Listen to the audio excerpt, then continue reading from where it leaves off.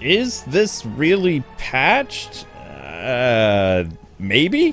What is happening, Internet? Welcome back to Kwingsletsplays. Kwing here, co-host of the channel, and today we're discussing whether or not Batman Arkham Knight on Nintendo Switch has received a patch. Now, before people come after me with pitchforks and stuff like that, Turn Me Up Games did make an announcement on their Instagram, not their Twitter, that they are working on a patch for Arkham Knight and Arkham City. However, they have released an update for Arkham Asylum. So if you were having any problems with the game in Arkham Asylum, it should run a little bit better for you. Now, keep in mind, Asylum and City already ran pretty well, but there were some people that had some issues with the game's frame rate. So supposedly, they've repaired that. Now, I can't confirm this for myself because I'm done covering Arkham Asylum and Arkham City. Well, actually, no, I still play City on the, portable aspect of the Switch because it's so good. But that's besides the point. Now, for Arkham Knight, well, that's another story entirely. So, as a lot of you guys have known, we're one of the only streaming people that are actually covering Arkham Knight on Nintendo Switch, and it's an adventure, to be sure. The game, how can I put this nicely? It's not just the Batmobile that has issues. Batman walking around can cause sputtering. Batman gliding can cause lots of sputtering. Batman fighting can cause sputtering. The game will randomly shut off for no reason whatsoever. Even when I'm not in the Batmobile, I've had it shut off during cutscenes. In fact, I've probably had the game crash about 30 times. So while people say, is the game playable? Yeah, but I mean, be prepared for disappointment, I guess would be the easiest way to say that. And I'm not trying to, hark on anybody who bought the game. I mean, I got the game twice. So, I mean, yeah, I have it digitally and I have it physically somewhere. But is it possible for them to patch it? According to the developer, they say they can. And I wish them all the luck in the world because maybe it is possible. I mean, the game is already downgraded to the point where you can't read text anyway. There's been numerous times where I've tried to tackle Riddler challenges and I can't see a blasted thing because everything is just kind of all blurry and whatever, like muddy and merged together that you can't even tell if you're standing next to a box or if you're like on a painted object that's like embedded into a wall.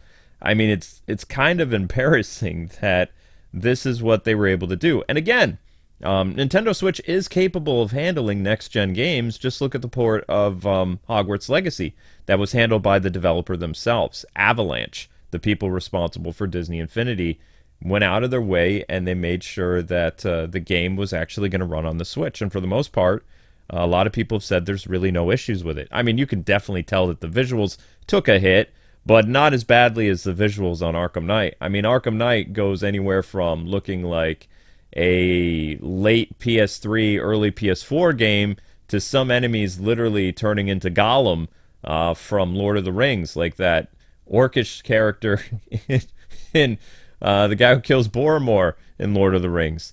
There's even some like N64 face people that you can come across. And I mean, it's kind of crazy. It's a good thing a lot of the characters wear masks, like the thugs and stuff, because if you'd actually see their facial features, it's pretty weird. You can go from looking in the jail cells in the GCPD and see everything from like a normal-looking character model from like the PS4, and then seeing like this weird hybrid monster that almost looks like it came from the game GoldenEye. I mean, I just don't know what to tell you. Man-Bat looked freakishly terrible. To the point where I don't even think I had a jump scare when he appeared on the Switch because he's just like, almost looks like he's made of clay or something. And he's got like all these medical things protruding out of him. It just looks ridiculous. It doesn't look like a scary horror element that Rocksteady originally made. It's just kind of sad looking. It kind of takes away from the impact that Man-Bat had in his brief appearance in the game. The character never finishes texture popping, so you have like this weird hybrid of old, we'll say, early PS3 graphics and a little bit of N64 stuff to him, and it looks so weird. Am I saying that the game can't be patched? No, but I mean, we've come across everything from invisible cutscene people like Barbara Gordon. I've literally had Batman break through reality itself, like the short I posted today. There's been scenes where Batman had to take down a villain that was literally standing on top of an invisible platform. And the fact that Batman could walk on top of the invisible platform and beat up the enemy, I mean, that just blew my mind completely. I've never seen glitches like this on Nintendo Switch before. And I've played like we'll say cloud service games for the Switch, like some of the Resident Evil things, and they've worked better even though the games were kind of sputtery messes because the Switch really can't handle the playback. But the fact that it was a cloud service game, most of its memory, if I'm saying this correctly, most of its memory was online, like through the cloud service, where the Nintendo Switch doesn't have a lot of system memory, doesn't have a lot of processing power, and something as beefy as Arkham Knight, which the original game couldn't be on the Xbox 360 and PS3 just because of the beastly Batmobile alone. I mean, that says a lot. I guess the most impressive thing about Arkham Knight on the Switch is the fact that they were able to get it to run. Now, keep in mind, I've done about 24 live streams of this game. Maybe more if you count some of the DLC showcases and Batmobile stuff. We got to be close to 30 streams of this game since November 30th. And I have seen some improvements with the game, but I don't think it's from patches. So I'm just going to give my 2 cents based on someone who's been playing the game for a while. The reason why I think Arkham Knight is running better for Amber and myself compared to other people is we've gone through and we've completed just about all the game. We've gotten rid of most of the malicious stuff. There's not a lot of enemies running rampant on the screen, especially after the Cloudburst event. So the enemies that usually are running around sporadically with riots and stuff like that aren't really as prevalent anymore.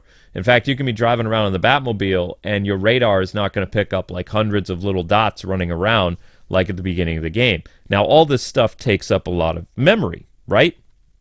So in the post-game, most likely the game is going to run better as well as the Batmobile because there's not a lot of stuff bogging up the memory of the game.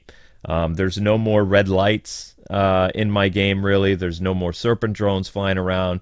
There's no more dragonflies or whatever they're called. There's not a lot of tanks moving around. All the APCs are gone. Most of the riots are quelled. A lot of the Riddler trophies are taken care of. So, I mean, all this stuff, considering like everything is this massive open world that has no loading at all. Like everything is in real time, if that's the correct terminology. So Nintendo Switch can't load a certain area properly. Now, some of the DLC sections that are, sanctioned off, like Harley Quinn's busting out Ivy and Bloodhaven, and Red Hood's thing against Black Mask, for the most part, the Harley stuff ran fine, even with Harley Quinn's like weird, like freaky madness stuff. But Jason Todd's stuff not only looked terrible, but it played terrible. Some of the challenge maps in this game were just like so slow, and Batman and his allies moved like they were underwater. So, I mean, it's a mixed bag. Again, I'm not here to say that Turn Me Up Games can't do it. I'm just completely floored that they're attempting it. I mean, I probably should have contacted them through Instagram because it doesn't look like they're very active on their other social media stuff. So, I mean, good for them. If they're able to patch it, I mean, that's going to be great for people in the future. But for Amber and myself, playing this game, yeah, we didn't really experience a lot of fixes. I'm really standing to my testimony here that based on what I played and what I've already done in the game, getting rid of most of the most wanted stuff, taking care of all the little knickknacks and, little crimes and stuff, I think that all contributed to my game running better. And I would actually strongly recommend doing that because the Cloudburst may have jammed up my game once or twice, but I was able to complete it as well as I was able to survive the GCPD attack with like 60 enemies swarming at me and Oracle helping destroy stuff. And had I not taken care of all the other stuff that's in the world, I mean, maybe that would have been terrible. But rest assured, there is a patch coming for Arkham City, and there is a patch supposedly coming for Arkham Knight. It's probably not going to drop until, I would think, either after Christmas or sometime in the new year. But at least this developer is willing to look at stuff. And of course, Pattinson doesn't have, a shadow, but I mean, that's just a minor nitpick that's kind of fun to look at. The fact that literally he casts no shadow could be a throwback to the fact that he's a vampire in the Twilight series, right? I mean, that's where Pattinson was from.